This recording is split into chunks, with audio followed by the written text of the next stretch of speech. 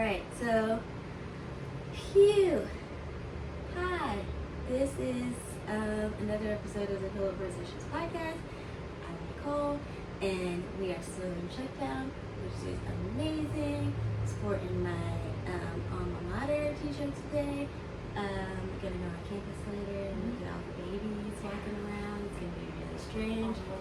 All the little babies. And here with just the light of my life. Emily Howard. You're also Emily, but yeah. Is that okay? Yeah. Okay. That's it. It's not really official, but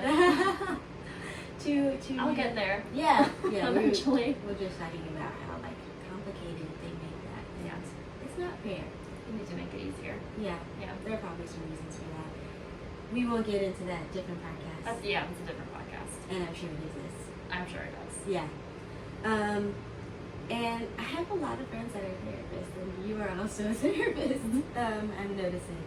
And you are almost done with your program at the Citadel. Yep, graduate in May.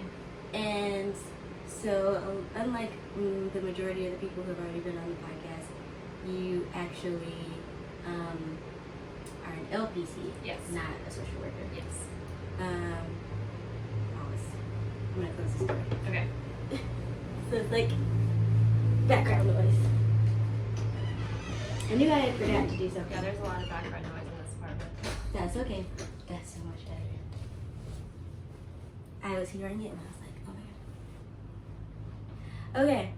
Yes. So you're a licensed professional counselor. Yes. Almost. Almost. You're already seeing clients, so you're pretty much in my book. You're there already. So what's the difference for people who may not know? So an LPC is somebody who, I mean, it's still a master's program, but the training is a little bit different. Right. So when you get your MSW, you get more kind of like a well-rounded education on like social work and like policy, and there's like that macro and micro. Oop, my wife is like, it's 1 o'clock. Social work stuff. And like, so like if you want to go into like advocacy or like, you know, get into like politics Policy, and that kind of stuff. So it's a little more broad, whereas the degree I'm getting, which is a master's in clinical counseling, Right. is like straight up psychology and counseling. Yeah. And that's it. That's it. So we don't have any policy classes, we don't have any case management in there at all. It's like you get kind of a really solid foundation in psychology and all of the different theories. Yes. And then after you do that, then you move on to like the real kind of bread and butter basic counseling stuff and like the process of therapy. And then we'll have like special topics on like substance use or like personality stuff. Yeah. And my program also had like a cultural competency class too. So we had a class about like how someone's culture can impact their mental health and how their culture might come into the therapy room when you're working with somebody. So it is like 100% counseling training, nothing else. I think that's a good distinction to make for somebody who might be listening to this because they want to go into therapy. So then I think that was a beautiful description of it, for sure. So I wanted to pick your brain, and I apologize in advance if it makes this episode a little bit longer, but I feel like we haven't covered what therapy is. So what is like your basic elevator definition? I like to tell people that sometimes it's just helpful to talk to somebody who like isn't really invested in the outcome of your situation. Right. So I know in previous episodes you guys have talked about how sometimes it just feels good to like get something off your chest. Yeah. And like not be judged about that. Right. So like if that's what you need, like therapy is definitely the space to do that. Yeah. I also like to tell people that your therapist is not going to tell you what to do. Yeah. I think a lot of people think that like a therapist can be kind of like an advisor. Right. When like in reality, we're actually told not to tell people what to do. Very true. Like, that's part of our training. Very true. It's more like you can make suggestions or you can help someone get there, but to just give them a laundry list is not how we practice. Right, like you can say, like, speaking from the research, somebody in your situation has done this and it was helpful. Right. So, like, that might be an option, but ultimately it's the patient's decision or the client's decision. Yeah. What they want to do. It's their lives. Yeah. You know. So, and we are not life experts. No. And I wouldn't even consider us life coaches even. No. That's not our role at all. We are more life spiritual guides. Yeah. We're here to hold your hand or like be your cheerleader. Yeah. Well, yeah, because like we're people. Yeah. Like we've got our own stuff going on. Yep. And you know, you're not supposed to bring your own stuff into the room. But at the same time, like your own experiences like definitely does come into play. Yeah. When you're a therapist. Yeah, and I found that I've used that. Where I'm like, you know, don't want to make this session about me, but when this happened to me, I felt this way. Yeah. Do you feel similar? And I feel like that makes people feel like it's less of me telling them how to fix their life and more of me just giving them some helpful life advice. Yeah. I tend, so in my program, we were trained to like not disclose. So like, and like, there's conflicting opinions about that. There are different styles. I tend to, instead of saying like, when that happened to me, I'll say like, some people, when that happens to them, they feel. And that might actually be how I felt. Yeah. But, I don't know, I just feel weird talking about myself. That's fair. I think that's one of the reasons, again, why this is a good idea, because otherwise people might not know, like, when they're in session, right? But if they were to see this, they'd be like, oh, well, I've at least, like, heard a little bit about her, and that makes me feel more comfortable. And at the same time, like, you want to be a genuine person. Exactly. So, like, you don't want to seem so cold and distant that you're, like, so your client's like, what is with this person? Yeah, I know their name, and that's it. Yeah. So, it's, I think if it's done right and it's done well, then it's a good thing. It's more of a relationship and not like, I am just this human that sits in front of you. It's more, I think it's more about building a relationship with the client and less about like, listen to all the stuff that's happened to me. Yeah. Like making it about you. You have to strike a balance. Yeah. I know some therapists tend to super self-disclose, and that I feel like might be a weird boundary to cross with your client. Yeah, I think so too. Yeah. That's interesting. I'd love to we'll hopefully talk to like some very seasoned therapists in the future who I'm sure have a lot of opinions about that. Yeah. But we're still new. We're still baby therapists. Baby therapists. Yeah. I love that term. I'm such a baby therapist. Yeah. Brand new, still wet, straight out of the womb therapist, which is so gross. But that's how I describe it. That's how it is. So why did you decide to do this instead of becoming like I never know, it's like an engineer. An engineer! Yeah, you're the daughter of two engineers. I am the daughter of two engineers. So I did the direct opposite. You were like, nope. Yeah, but that's not why I chose it. No, I think that, because I've thought about this a lot. And you think about this stuff in grad school too. Oh, because they make you question everything. Yeah, and it's funny because like most of the people in my program said kind of along the same lines and the same thing. No, I think growing up, like I'm the oldest child, and my role in my family was always kind of like the mediator. Yeah. And like trying to keep things fair and trying to like advocate for the person who wasn't being treated fairly. And you know, when I got older, I've always kind of been attracted to like the misfits and like the outcasts of people like in like middle school and high school, and like I would like bring a new friend home, and my dad would be like, "Where do you find these people?" I'm like, what do you mean? They're great. Yeah.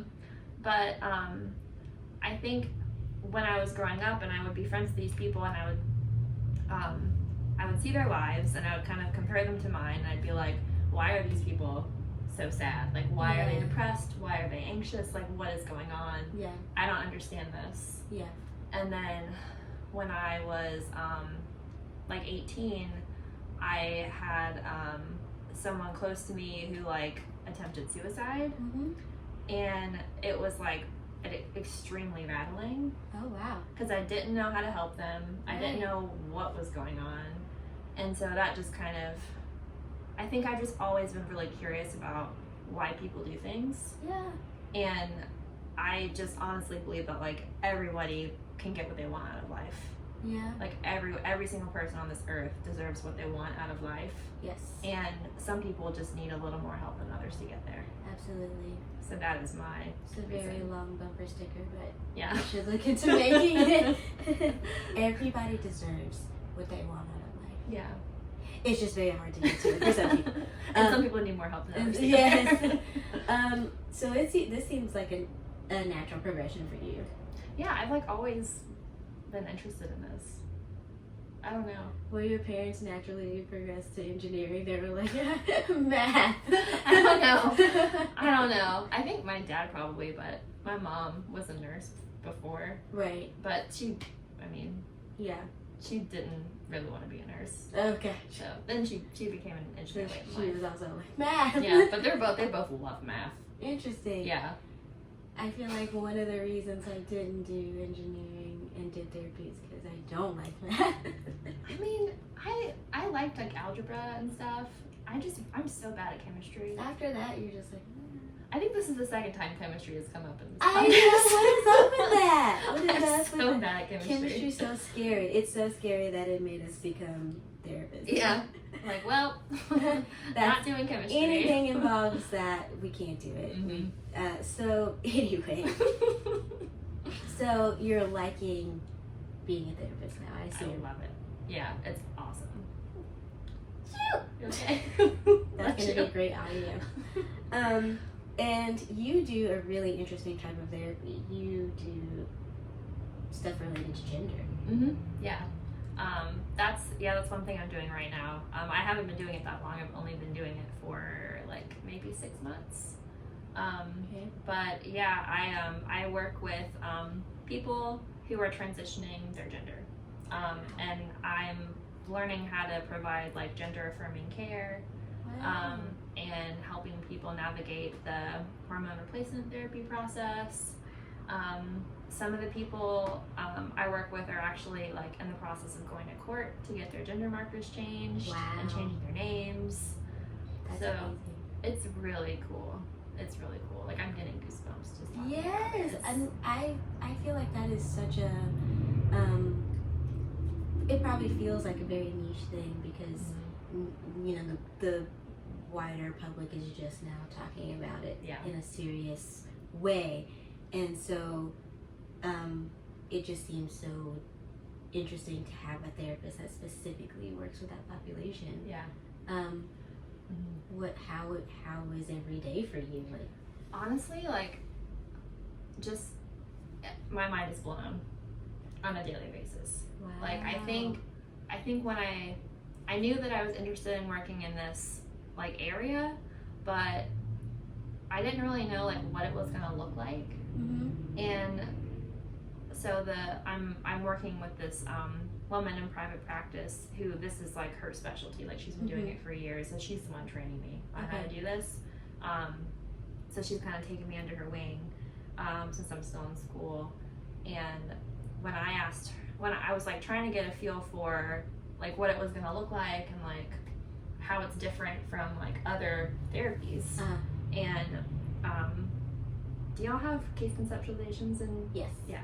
So for those of you out there that don't know what that is, basically Rundown 101 case conceptualization. So the way when you're working with someone, the way that you kind of figure out like the route that you need to kind of go. I mean, it's a collaborative process, right.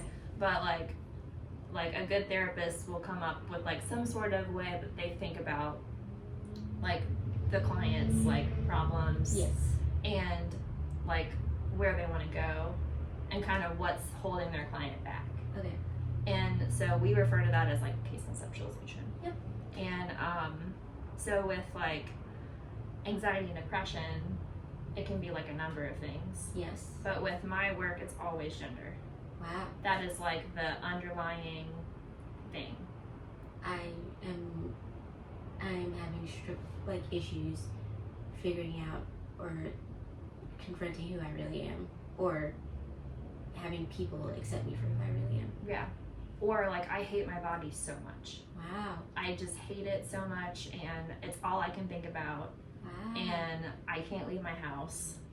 I don't have any friends because I hate my body so much. That is intense. Yeah, it's really intense. And it can cause, and I think that's kind of the biggest thing I've learned these past 6 months is how much of a problem gender dysphoria can cause. Yeah. When it is so severe. So severe. I mean, it can look like anxiety, it can look like depression, it can look like schizophrenia. Wow, but at it's not. its core, it's just I'm waking up every day, looking in the mirror, doing regular life as somebody I don't like. Yeah. That's scary. It's crazy. I can't imagine that. I mean, it's one thing to like say I don't like my nose, I want a boob job or something like that, Mm-hmm. but it's a completely different thing to be like, no, everything about me is wrong. Yeah. Oof. Yeah, it's really sad. It is sad. And I think when you're in school, like you're taught like this is what anxiety looks like, this is what depression looks like, Check all the boxes, give all these assessments. yeah, and then when you get into the real world and you start actually seeing patients, it is not as cut and dry No. as you're taught. And like I understand why they do that. Yeah. But so I think that's been another thing where like if it's like some of the people I've seen, like if I tried to put them in a box, it wouldn't have worked. Oh yeah, that's what everybody's been trying to do. Yeah. So I tend to kind of treat each person like as an individual, and instead of like I don't really like diagnosing people. Yes. Yeah. Yeah, the DSM is. We're going to talk about that in the future, but Useful, but not always. Not as much as we've thought. Yeah. Or as it's touted to be. Yeah. But so my point is like I think that it's not any one thing, and because gender dysphoria can be so distressing, Mm-hmm. that it can be like if someone has like anxiety and then they have this like crippling like gender dysphoria as well, like it can make it look like a number of other things. Yeah. Whereas if you treat the gender dysphoria by helping them transition, giving them access to the things they need, giving them the support and love they need to really find themselves, Right. it really is amazing how quickly someone's life can just completely change in months. And what does that look like? So it looks like not wanting to die. Yeah. Like Big change. like being completely honest, I mean, it's with some of these people, it is life or death. Yeah. Like some people like come into the office and they're like, I want to kill myself, I'm so unhappy. Yeah. And then they start hormones, and then 3 months later you check in about that. Well, obviously you're checking in about it more than that, but Right. you check in about it 3 months later and they're like, I don't want to die anymore. Because they're finally seeing themselves as they wanted to. So Right. now they're like, I want to try Yeah. this. They out. can actually see a future. They can see a future. Yeah. So it's I mean, it's huge. So Yeah. decreases in anxiety, decreases in depression, self-harm is Oh, really wow. high in that population. So like decreases in self-harm, decreases in suicidality. Wow. I mean there's still a lot of problems in that population because they are so victimized, Right, and there's very so much much stigma, and there's a lot of hate out there. But And we're in the South. we are, yeah. So I can only imagine how much gender dysphoria is exacerbated by being in the Bible Belt. Oh yeah. Being in a very, I don't want to get political, but you know, a not as culturally diverse place as maybe the West. Yeah. Well, I think that people just don't really understand like what it really does to someone who is like gender diverse or like non-binary or whatever you are when you don't use their pronoun and when you don't use their name. Yes. Like that can do so much damage. You're denying them their identity every time in that little way. Yeah, and you're reminding them of no, like I don't acknowledge you. What used to be. Yeah. What they're trying to leave behind. Yeah. That's really rough. It can be like traumatizing. Yeah. So why this nicher field instead of regular? I don't want to say regular schmegular, but yeah, why this particular? I mean, it's just so needed. Like, especially in the South. Yes. Like, and like, our numbers have grown. Like, there are actually a surprising amount of people that do this work now. Wow. When I first got into grad school, not so much. Okay. But I think so. My own personal experience was my sister transitioned, and when she first like came out, me knowing about psychology and like having like a pretty good understanding of gender dysphoria at the time, I was like, okay, well, the solution is for her to transition. That's the evidence-based thing that you do. Yes. Based in science, based in research. That's the answer. Yes. And so let's get this done. And it was really hard trying to find somebody who was competent in that. Yeah. Who was affirming of her identity, and who even really competent is like kind of a strong word. Like anyone who kind of even understood a little bit about kind of what she was going through. Interesting. So like at that time, I think like trying to help her find somebody, and while also talking to our family and like trying to get people more on board with it, we got a lot of people saying like, if we help her with her anxiety, then this will just go away. This is just a phase. Yeah. She doesn't know what she really wants. Like, she's just really in a bad place. Where in actuality, it's the opposite. Right. It's like, no, like the dysphoria is causing all these problems. We need to treat the dysphoria, and then the anxiety will go away. That's how it works. And is that what you saw in your own sister? Oh, for sure.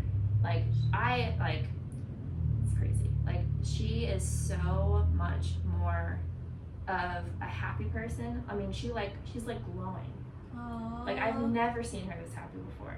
And it's funny because I'll have people like distant relatives come up to me and they'll be like, your sister looks great. Like, she's doing so good. I've never seen her look this happy before. And I'm like, I know, right? Wow, I definitely called that, but you know, whatever. Yeah. No, I'm not going to say I told you so. So I think just like having the privilege of like watching her go through that, and like being with her there through that journey just really inspired me to just like want to make this my life and just help as many people as I possibly can who are going through the same thing. That's really beautiful. And you're doing it. Yeah. You're doing it in a place that does really need it. Yeah. Even though, you know, Charleston is a pretty liberal spot, I'll give him that. But, you know, there's still work to be done. Yeah. And you can only, I really appreciate a good story. And I think that with your clients being out there telling their story about how much it is, this is just me being me, and I have to treat this for that, like that way. Yeah. Will really help people more understand that it's not just a phase. It's not just depression. It's not just this thing that I need to get over. Yeah, and it's not just about getting attention. Oh, do people say that? Yes. Oh God. I have heard that. it's not just a phase, and you know, it's their it's who they are. Right. And so you I mean, this is a population that is very different from your sister went through it, but you personally. Oh no, I'm super sheltered. I was super sheltered growing up. I appreciate your honesty. Yeah. So how do you relate, and how do you bring yourself into your office? Because this is, like you said, this is pretty new. Yeah. So being like super vanilla, like I am. I'm straight, I'm cis, like I'm not gonna pretend for 1 minute like I know what my client is going through. Yeah. Because I don't. That's true for any client. Yeah. But it's especially true for someone who is LGBTQ. Yeah. Plus, like that's not my life experience. Mm-hmm. But I think, and I've talked to my supervisor about this, because I feel kind of weird about it sometimes. Like, maybe a little imposter-y. Yeah, I can be non-judgmental, and I can be very warm, and I can empathize, but at the end of the day, like, I don't truly know what that experience is like. Yeah. And in a perfect world, it would be trans people doing this work. Yes. And Amen. or gender diverse people in general doing this work. Yes. But at the same time, like, I think that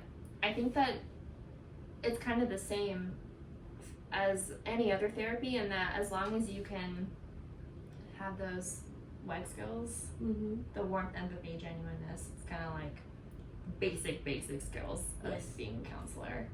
Probably human, but whatever. Yeah, I know. Which is, we won't go there. But I think as long as you can do that, it's really kind of all about the relationship. Yeah. Because a lot of these people have been mistreated by other mental health workers. Yeah. Just really anybody and any sort of authority. Yes. So there's a lot of trust building that goes on. Absolutely. Before you can even get anywhere with any of the other stuff. And you find that even though you may not be able to come from a place of like commiserating with them, you can at least say, I hear you. Yeah. And I validate you. Yeah. Yeah. And I think, I know someday, well, I guess I don't know, but someday I might have somebody who comes into my office and they're like, are you trans? Are you gay? Like, oh, you're not? Then I want to work with you. Yeah, that might happen. And, I would try to turn that into a therapeutic moment. Like, let's talk about that. Why do you feel that way? At the end of the day, if that's someone's reason for not trusting me, like, I get it. Yeah. That's okay. Yeah. So, but yeah, I do think about that. So nice. I appreciate your honesty in that moment. I feel like some people, especially, people who are very woke, feel like, they can go out here and be a voice for people. Yeah. And be an expert. But it's nice to sometimes be a little bit more humble and say, I don't know. Yeah. I'm here for you, but I don't know. Yeah. And I feel like your clients probably really appreciate that. Yeah, I hope so. So in the time that we have left, is this it for you? Is this your lifelong? I think so. I've only been doing it for like 6 months. I love it so much, and it really does like fuel the fire in my belly. Ooh. Like big time. Like, but it is, I know, like, you had Sarah on last night who was talking about what it's like to work with, like, the disenfranchised and the people living in poverty, and, like, it has a lot of the same flavors as that. Yeah. Because, like, you are working with these people who are being victimized by an institutional system. Yes. On a daily basis. In little ways and big ways. Yeah. And so I think that is the hardest part for me about it. Mm-hmm. Like, not to get political, but there is a bill that they introduced in the House this month that is going to make it so people under the age of 18 can't medically transition. Yikes. So, you know, and there's people that are going to be fighting that, Mm-hmm.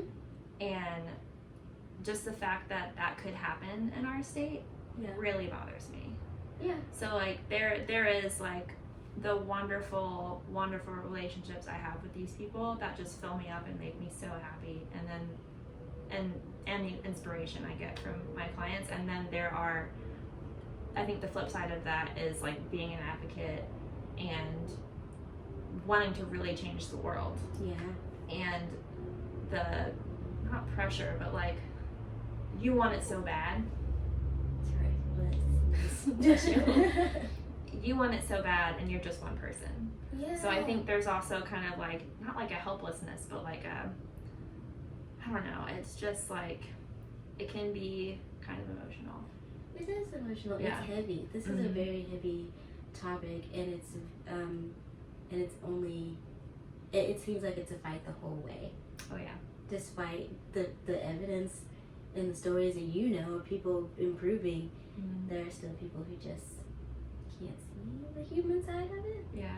Not to get political, but yeah, and that's there's a struggle. And there's people that choose not to transition or choose to pass, Right. to protect themselves, Yeah. because they feel like it's too dangerous to be public about. I want to who they make it are. clear that they mean that very literally. Oh yeah. Like, not just emotional safety, but literal physical safety. People have been killed. It's a serious thing, and I'm just thankful that you chose this. I feel like I would be very intimidated by this work, and so I'm glad that you weren't. No, I was intimidated. No, I was super intimidated, and I still am. But I think it's definitely been a lesson on like trusting myself. Yeah. And like just like believing that You can do it. yeah, I think believing as long as you're doing like what you feel like you should be doing, then it'll be okay. Kind of, if that makes sense. It does. Yeah. It does. You did it. Well, I'm not done yet. I mean, you're graduating in May. I feel like they're not gonna be like, never mind. Oh no, yeah, that's true. But you're doing Only it now. Yeah, right. You're doing it. You did it. You made it. Woo! You're out here changing lives. Congrats. So thank you. And with that, I think that was a pretty amazing episode. I had a great. Thank you for listening. Thank you for watching. Thank you, Emily, for being on. Thank you for building me your own pillow fort. You're welcome. I love it. I'm glad. I love it. And we'll see you on the next episode. Bye-bye.